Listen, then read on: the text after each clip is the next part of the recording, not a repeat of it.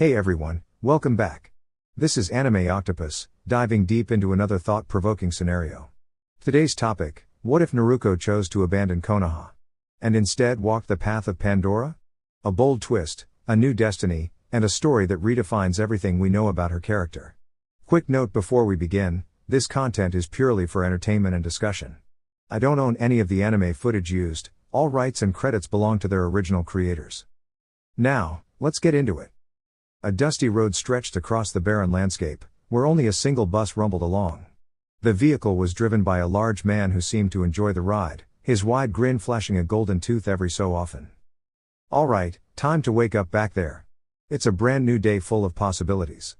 The cheerful driver announced with a friendly accent, addressing the 5 passengers riding in the back. Among them was a slim figure wearing a brown leather headpiece adorned with red-lensed goggles.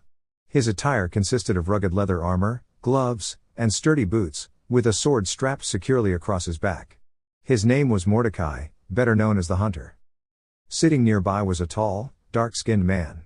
He wore a fitted black shirt with protective shoulder armor, a crimson scarf, and a dark beanie topped with goggles. His outfit was completed by combat boots and practical pants. A distinct tattoo decorated his right forearm. This was Roland, called the Soldier. Across from them sat the group's fiery-haired woman. Her golden eyes were striking against her pale skin, and blue spiraling markings traced across her left arm and chest, symbols of her siren heritage. She wore a fitted blue shirt layered over red, along with sleek brown pants and combat boots. Her name was Lilith, known as the Siren. Next was a towering man built like a fortress. His broad frame filled the seat, his shaved head catching the light. A necklace with a paw pendant hung at his neck, and gloves reinforced with metal covered his hands. His name was Brick, though most simply called him Brick. Finally, there was the 5th passenger, a tall young woman with sun-blonde hair that shone almost golden in the sunlight and sparkling sapphire eyes. She wore sleek black arm guards accented with burnt orange, and her short jacket bore a black flame design at its edges. Dark armored pants and combat boots completed her gear, while twin holsters of knives hung at her sides. She was known as Naruko, the shinobi. These 5 adventurers had crossed paths through their shared goal, the search for the fabled vault, a legendary treasure said to rest somewhere on this planet. The driver chuckled, eager to stir conversation. So, the one with the mask and the long rifle, you look more like a wrestler than a hunter. Mordecai simply rolled his eyes, unimpressed. And you, soldier, the man continued, pointing at Roland.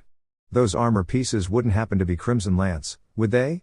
Roland only smirked faintly while sharpening his blade, though not in a truly threatening way. And what about you, young lady? He said toward Lilith with mock curiosity. Maybe you could bake something sweet for us all? Lilith responded by briefly phasing in and out of sight, her siren power shimmering like light through water. As for you, big fella in the back, he said to Brick, I'm not making any jokes. You look strong enough to crush this bus with your bare hands. Brick gave a simple grunt of acknowledgement. Finally, his gaze turned to Naruko. And you, little one? You don't look like much. Naruko only shrugged lightly, unbothered. The group sighed inwardly, silently thinking the same thing. This man could talk forever. At last, the bus pulled to a stop. Here we are, Firestone Depot. Grab your gear, it's time to get off. The group practically leapt from their seats, relieved to stretch their legs. Not even a goodbye? Ah well, suit yourselves, the driver said playfully, waving them off before the bus rumbled away. The 5 stood together, quietly taking in their new surroundings. Well, that was the longest bus ride of my life, Naruko admitted, breaking the silence with a laugh. Agreed. Hey, isn't that one of those claptrap units? Mordecai pointed ahead. A small robot rolled toward them, speaking in a chipper voice. Greetings. I am CL4TTP, but you may call me Claptrap. I notice you all carry echo communicators. I'll hold on to them for now, and if you follow me, I shall guide you to Firestone. The group exchanged glances. Does anyone else find that robot's voice just a little irritating? Roland asked. More than a little, Brick muttered, already restless. Let's just move along, Lilith suggested. Actually, Naruko and I will check that red chest on the rooftop first. The rest of you can follow the robot. Works for me, Roland agreed, leading the others after Claptrap. Naruko glanced at the rooftop. Alright, let's get up there. Before Lilith could respond, Naruko scooped her up gently and leapt gracefully onto the roof. Lilith gave a startled gasp. How many times have I told you not to do that without warning? Lilith exclaimed. Naruko grinned mischievously. I stopped counting a while ago. Despite her teasing, Naruko and Lilith shared a natural camaraderie. Their bond felt easy, though neither openly acknowledged it. Opening the chest, they found only an old Jakob's rifle and some ammunition. Well, maybe Roland could use this, Naruko suggested. Probably, Lilith replied. Let's go catch up before that little robot gets too far. Naruko nodded, once again lifting Lilith and bounding across the ground with remarkable speed. They rejoined the others, who had already gathered near a tall pole. This is a new U-station, Roland explained. It can create a safe respawn point using our DNA profiles. Handy in case of accidents. Sounds like Hyperion tech, Naruko mused as she and Lilith registered their data.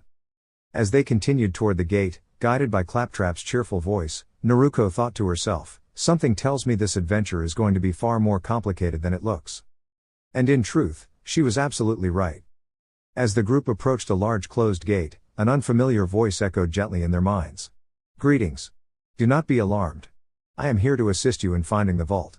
You may call me the Guardian Angel, as the legends suggest. We shall speak again soon. Okay. Am I still a little dizzy, or did I just hear a voice inside my head? Mordecai asked with a puzzled look. I heard it too, the others confirmed, though Naruko seemed quietly lost in thought. Hey, Naruko, you with us? Lilith asked kindly. Oh, yes, I was just thinking. Before the conversation could continue, Claptrap finally managed to unlock the gate. As soon as they stepped inside, they were met with a surprise, bandits waiting to block their path. Good thing we brought enough supplies, Roland said, quickly taking cover. Now this is exciting, Brick exclaimed as he raised his fists with eagerness. All right then, Naruko murmured, drawing two sleek knives with steady confidence. The group moved swiftly. Naruko dashed ahead with incredible agility, weaving through the chaos as Brick drew attention away. Roland and Mordecai fired with practiced precision, while Lilith's weapon released bright bursts of energy. The bandits were quickly overwhelmed, and the path cleared. Soon, they reached another gate where a red chest stood beside Claptrap. Hello. This chest holds equipment you might find useful. Please open it so we can continue, Claptrap chirped. Roland opened it, revealing two pistols inside. Anyone want an extra sidearm? He asked. Why not? Could be useful later, Naruko replied, picking up one. Its design looked unusual, almost like it had been pieced together from spare parts. Strange. This reminds me of that broadcast about the bandits building their own weapons, she said, showing it to the others. Definitely looks rough, Lilith observed. Doesn't matter, I'm ready for more action, Brick declared proudly. Claptrap announced, I'll open this gate for you. Please give me just one moment. As they waited, Lilith glanced at Naruko. Earlier, when we heard that voice, you seemed distracted. Something on your mind? Nothing important, just lost in thought, Naruko answered with a faint smile. If you say so. Hey, lovebirds. Are you coming or what? Mordecai shouted impatiently from the other side of the gate. Naruko sighed. Shall we? She asked, gesturing to the small gap under the gate. Wow, such a gentleman, Lilith teased playfully as she crouched to crawl under first. I try, Naruko replied with a small grin. When they regrouped, more bandits attempted to stop them, but this time there were only a few. Working together, the team handled the skirmish in moments. Great work. Now let's see if the resident here will step outside, Claptrap said cheerfully. A voice answered from inside a nearby building. I hear you out there. My equipment's acting up, and I can't open the door. Could you try from your side? Before Claptrap could continue his usual chatter, Brick simply grabbed the heavy door and lifted it open, ignoring the button right next to it. Why is there an unlock button on the outside? Wouldn't the bandits notice it eventually? Naruko wondered aloud. Beats me, kid, Mordecai replied. Inside stood a doctor organizing his tools. Thanks for the help. Name's Zed, he said casually. Glad to help. We're Vault Hunters, Roland replied as the group introduced themselves. Well then, I've noticed some creatures roaming outside. Could you take care of a few so we can talk properly? Zed asked. Of course, Roland agreed. The group stepped back outside, where Claptrap was waiting. Oh, come on. Do we really have to follow this robot everywhere? Naruko whispered to Lilith. He's the one who can open the gates, Lilith replied with a shrug. Fair point, Naruko said. Just as Claptrap was about to speak again, a passing bandit truck fired a missile, which sent the little robot tumbling dramatically into the dirt. Immediately, more bandits appeared from behind the walls. Instead of panicking, Roland calmly deployed his turret, which swiftly handled the attackers. You know, I wish Atlas added a recall feature for these turrets, Roland muttered. The guardian angel's voice returned. Excellent work. But your little companion seems damaged. Could you repair him? Do we really have to fix that thing? Mordecai groaned. Unfortunately, yes. He's the one who manages the gates, Roland sighed. No, he's not, Brick said, lifting the gate himself with ease. As Claptrap rolled around dramatically, Naruko shook her head. Never mind. Let's take them down, Brick shouted. A few minutes and after a lot of challenging opponents later. Those creatures nearly overpowered me, Naruko said, catching her breath. Aw. Poor Naruko. I'm sure you'll bounce back just fine, Lilith teased lightly. They walked past the temporarily disabled Claptrap unit and approached Zed. Nice work. I really dislike those things, so it's great to see them finally stopped, Zed commented. Yeah, but is there anything else we need to handle? Roland asked, shifting into his serious mode. Actually, yes. There's a bandit leader known as Ninetoes. She has stationed some guards to monitor the town. I was wondering if you could deal with them as well, Zed explained. I don't see why not. Where are they located? They're in the old, rusted ruins at the top of the hill, Zed replied. Perfect. More action awaits, Brick said with excitement. As the group left the town, passing by the Claptrap unit once again, Zed finally grew tired of hearing its constant chatter. All right, I'll see what I can do. Just let me work. Ugh, I'm getting so tired of these creatures, Naruko exclaimed as another skag lunged at her. Calm down, you've got this, Lilith said, quickly taking care of another one with her SMG. They were making their way toward the rusted metal fortress where the bandits were hiding when all the skags in the area decided Naruko looked like a target. Naruko and Brick led the way, with Roland and Lilith providing support from behind and Mordecai keeping watch from a distance near the entrance of the town. The open expanse made it a challenging landscape to navigate. All right, that should be the last of them for now. Everyone ready to confront the bandits? Roland asked. Yeah, let's get this done, Mordecai replied as he caught up with the group. Brick then pulled out a rocket launcher, clearly saving it for moments when he wanted a dramatic entrance. Time to make an impression. Anything is better than dealing with those things, Naruko muttered, glancing at a skag that had been defeated. Let's move, Lilith said, leading the way. The group approached the ruins, preparing themselves. Surprisingly, the bandits inside hadn't noticed them, despite the imposing presence of Brick carrying the rocket launcher. On the count of 3 Roland began, but Brick interrupted. Surprise, Brick shouted as he fired into the camp. Or we could just do that, Naruko said dryly, while Lilith chuckled. Moments later, they were standing in the middle of the deserted camp, surveying the chaos Brick had created. I've never seen such chaos. Did he really use his own strength like that? Naruko asked, genuinely impressed. Yes. We should remember not to provoke him, Mordecai commented, taking a sip from his bottle. Agreed, everyone said in unison. Hey, check this out, Naruko said, walking over to a red chest by a pole in the center of the camp. Look at all the valuables these folks had, Lilith noted as she began collecting supplies. Inside the chest was a Tediore shotgun, a genocide carnage model, by the looks of it. Roland, want this? Naruko asked. Sure, why not? Hey, what's this echo recorder doing here? Lilith asked, noticing a device stuck to the pole. Not sure, but let's leave it for now. Oh, see that sign? Arena, Brick said, snapping out of his excitement. Of course he notices that first. All right, let's check it out, Roland said, moving toward the building. The structure resembled a bunker, and as they entered, their outfits began to glow with different colors, Naruko in orange, Brick in red, Mordecai in blue, Roland in green, and Lilith in purple. This is unusual, Naruko said. Yeah, everyone agreed. Let's see what happens if we activate this, Lilith said, pressing a console in the room. Suddenly, everyone was transported into an arena designed for challenges. Looks like we're meant to face off. Well, let's see who's the best, Naruko said, quickly vanishing from sight, while Brick charged straight at Roland. Roland deployed his turret, skillfully keeping Lilith and Mordecai at bay. Brick continued his charge, unbothered by the turret until he was suddenly transported out of the arena. "Oh, come on," he shouted. Roland's turret retracted, and Lilith used her sharpshooting skills to take out a challenge while Mordecai countered her, showing impressive agility. "That was entertaining," Lilith and Roland said simultaneously as they landed safely outside the arena. "Only one left." "Oh no," Mordecai muttered, spotting a kunai with a tag attached. A moment later, he was transported out of the arena. "Wow. That was fun," Naruko said, feeling energized. "We're not finished yet," Lilith said as the arena transported them again. Naruko disappeared once more but noticed Bloodwing's talons approaching. Brick swiftly neutralized Mordecai, then Lilith used her phase blast to stop Brick. Roland used his tactical knowledge to outmaneuver Lilith. "Last round," someone announced.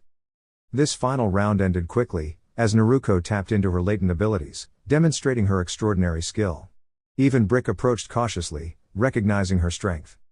When they returned to the town, they headed back to Zed, noticing Claptrap dancing near a pole by Zed's house. "Took you long enough, but I see you found the arena. Makes sense. Here's your reward.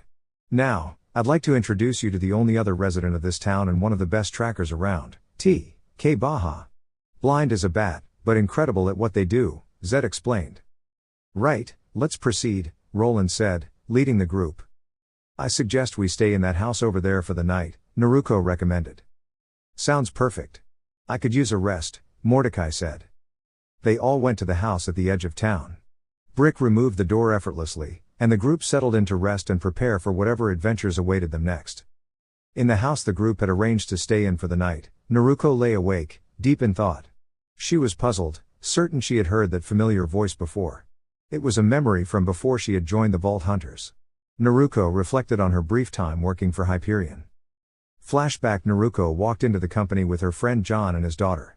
"So John, I hear you've been working on something interesting lately. Care to share a bit with an old friend?" "I would if I could, but the CEO would not be pleased if I did," John replied with a chuckle as they approached the clock-in area. "I suppose we should get to work, right, Naruko?" "Yeah. See you later." "Bye, Angel," Naruko said to the little girl holding John's hand. "Bye, Miss Naruko." The girl replied excitedly. Flashback end. "I wonder what became of John and Angel," Naruko murmured. "I've heard Hyperion has a new CEO, I wonder who it is." "Thinking about your past again?" Lilith asked as she entered the room. "Yeah. That voice we heard when we arrived in town, it feels familiar, but I can't quite place it." "And you're not going to ask why I'm still awake?" Lilith teased. "Oh. Sorry. What are you doing up anyway?" "Mostly thinking." "About what?" "What if this hunt isn't worth it? What if the vault isn't real, or worse, made to contain something extraordinary?" Lilith asked thoughtfully. "If it turns out to be a wild goose chase, we've still had fun trying to reach it. And if it holds something unusual, we just figure it out. Simple as that," Naruko replied confidently. "I don't know where you get that confidence," Lilith said as she stretched and got up. "I was built for it," Naruko said with a grin. "Well, might as well get some rest." Lilith smiled. "Good night." "Good night," Naruko said, settling down and drifting off to sleep. In the morning, the group set out to meet TK Baha. As they left town, a group of rowdy bandits appeared, one wearing a white mask and brandishing a large tool while shouting nonsensical phrases. "Okay, that's new," Naruko said, deftly avoiding the bandits' charge. The encounter ended quickly, and Naruko picked up the tool the bandit had dropped. Could be useful," she mused. "Planning to start shouting random things at people now?" Lilith asked. "Maybe," Naruko replied with a playful grin. As they approached TK's house, more of the strange creatures seemed drawn toward Naruko. "Seriously? Why am I always the one they chase?" Naruko complained. "Who knows? Maybe they just find you interesting," Mordecai joked. "Let's keep moving," Roland instructed. At the top of the hill, they found a small shack, with a man sitting on the porch, quietly observing them. When they got close, he laughed and pointed a double-barreled device toward them. One more step, and you'll regret it," he teased. "Not the best introduction," Mordecai said, patting the large man beside him. TK explained their mission, helping with a certain challenge, but first, they needed special tools. "Looks like we're heading back to town," Naruko said, "but hopefully, We can move on from here soon, I'm getting a little restless. Back in town, they replenished supplies from vending machines, collecting ammunition and special equipment. Then it was off to Skag Gully, where TK had prepared the area. Skags always seem to focus on me, Naruko muttered as they approached. Just keep going, Lilith said with a smile. You handle it just fine. The team reached the explosives TK had set up, and with a dramatic countdown, the devices went off in a controlled display, signaling the next part of their mission. That was impressive, TK said. I'll upload the next location to your Echo devices. Naruko muttered, I don't know why everyone on this planet knows our frequency. Your Echo devices automatically share location info with allies, TK explained. Finally, they were transported to Skag Gully, a small cave area with vendors along the wall. The group moved into formation, prepared for the creatures ahead. Let's finish this quickly and move on, Roland said, and Brick was already at the front, clearing the way. As they advanced, Naruko spotted the dens of creatures ahead. TK mentioned a special item buried nearby, offering a helpful tool for the journey. The creatures reacted, some approaching while others stayed back, cautious but ready. Looks like they can do more than I expected, Naruko said, adjusting her stance. Just stay focused, Roland reminded her, leading the group forward. After the group had handled the mischievous Skags in their usual way, they approached the marker and activated it, causing 3 weapons to appear, the Lady Finger, a Torgue Scattergun, and a Doll Thumper. Alright, who wants what? Roland asked. I'll take the pistol, Naruko said, securing it on her waist. I'll handle the shotgun, Roland replied. I've got the SMG, Mordecai said confidently. With their choices made, they continued along the path and soon arrived at a gate, where a few more Skags were wandering nearby. The group skillfully managed the creatures, and as the gate swung open, a swarm of energetic little psychos charged toward them, shouting loudly. Wait, now they're miniature? Naruko said, drawing her buzz axe with a determined grin. No worries, Brick said, springing into action and sending one of them tumbling harmlessly into a wall with a powerful kick. Everyone handled the situation in their own style. Naruko deftly used her axe, finding it easier than trying to hit the smaller foes with throwing knives. Lilith ignited the surroundings strategically, while Roland cleared the path with precise scattergun shots. Mordecai handled some from a distance with sniper and revolver fire, and Brick kept moving, using his strength to redirect the little attackers safely. The area was soon cleared, and Brick's energetic laughter echoed as he bounced around triumphantly. Alright, let's keep moving before more show up. If that's even possible, Roland said. The cave they had just cleared was surprisingly spacious, with a wide pit in the center and a path looping around it. A few bandits were stationed along the way, but Mordecai quietly dealt with them before they could even react. After a short walk, they arrived at an elevator leading to the bandit leader, Ninetoes. Be careful, the guardian angel said. This is your first real challenge on the path to the vault. The elevator ride was brief, and when they reached the bottom, an eerie, mischievous laughter echoed through the chamber. On the stage at the far end stood Ninetoes, wearing a spiked mask and orange pants adorned with intricate markings. A red pistol in his hand had a glowing element near the handle, signaling its unique abilities. A banner around his waist read Safety Fist. You woke the wrong dog, he said, preparing for the encounter. Just as the vault hunters began to respond, 2 armored Skags emerged, bristling with extra protection. You have got to be joking, Naruko muttered, taking cover. Nope. Life just has a way of making things interesting, Lilith said, ducking behind a barrier next to her. Roland set up his turret while Mordecai took position near the back wall. Brick moved forward, aiming to make a bold play against Ninetoes. The challenge was on. Dear YouTube family. This is all for this part. Please like, share, and subscribe to my channel for more exciting content. Thank you for your support and for being part of this journey. Warm regards. Anime Octopus.